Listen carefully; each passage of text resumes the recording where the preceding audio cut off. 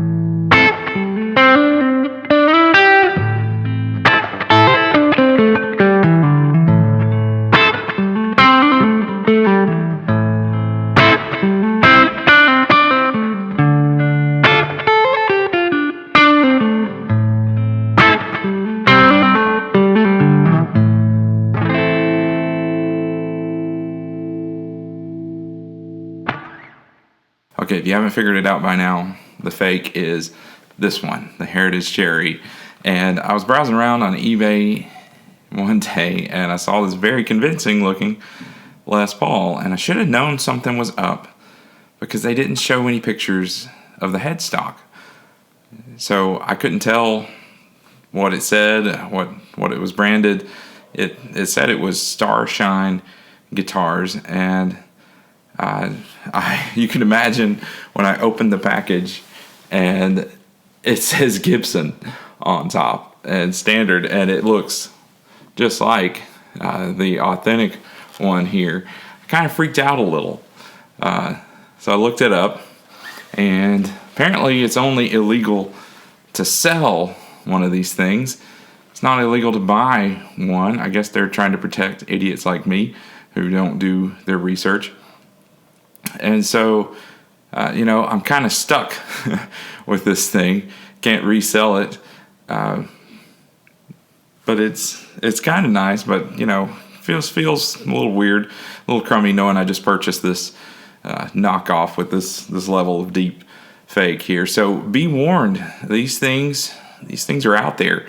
It was very easy to get. So if you see a Gibson for sale and the deal sounds too good to be true, it probably is. This thing is so well disguised. Even the tuners say Gibson. It has a serial number. It's stamped made in USA, and I clearly ordered it straight from China. So it's really, really convincing. Well, let's look at a few ways that I can tell a difference between these two. The most visible thing is the nut and the finish. So if you take a closer look at this nut here, you'll notice it's very obviously plastic. It's raised quite above the strings there. If you compare that to the nut on the Gibson, then you can tell a big difference there. The finish on here is a little dull. The flame top almost looks like a picture instead of a true veneer there. There's just no real depth to it. You can look at the inlays, and you can see some of the Craftsman mark there.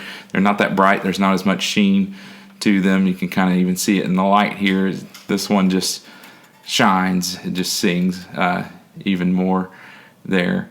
So if you pick it up, though, the Chibson here weighs about half as much as the Gibson.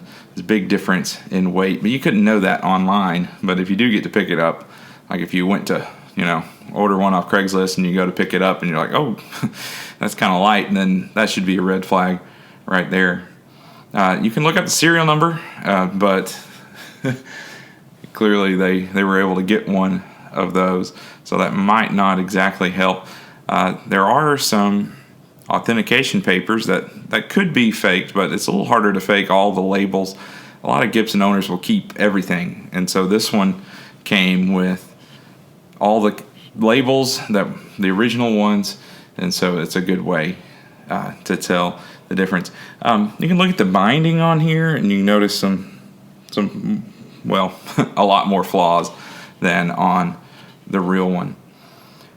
So bottom line here is I can see, hear, and feel a difference between these two guitars. Pay attention, ask the right questions. Don't be like me. I got lucky in that I didn't pay too much for this, but I could have done a little bit more research and, maybe not made that mistake before I ordered it. I mean, I was kind of hoping it would be a good enough copy that I could sell the real deal and maybe get some extra money, but I mean, it doesn't hold a candle to it as far as the playability and the sustain and just the the hotness of the pickups and how it just sings. I mean, this one just sings. So, is the Chibson worth it? Well, it plays fine and sounds fine for a $200 guitar. But you got to look at the ethical side of it, right? There are plenty of fully legal, licensed Les Pauls copies out there. So, ethically speaking, I wouldn't buy one of these on purpose. But since I already made that mistake, it looks pretty good as a wall decoration. So, hey, be careful and keep playing.